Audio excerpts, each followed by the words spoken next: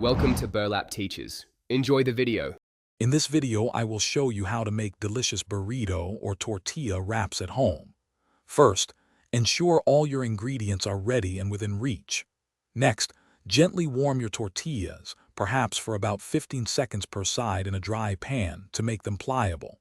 Then, place a warm tortilla flat on a clean, dry surface, preparing it for the delicious fillings to come. This simple preparation ensures a perfect wrap every time. Now, let's talk about filling your wrap. Carefully place your main ingredients like seasoned meat or beans right in the center of the tortilla. Remember to leave approximately 1½ inches of clear space around the entire edge.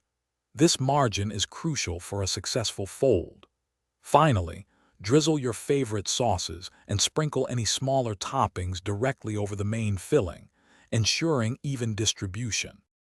Mastering the fold is key to a perfect wrap. Begin by taking the bottom edge of the tortilla and folding it up and over your delicious filling, tucking it in snugly.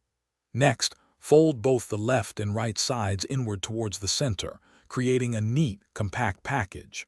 Finally, starting from the bottom, roll the entire wrap upwards, applying gentle pressure to keep it tight and secure.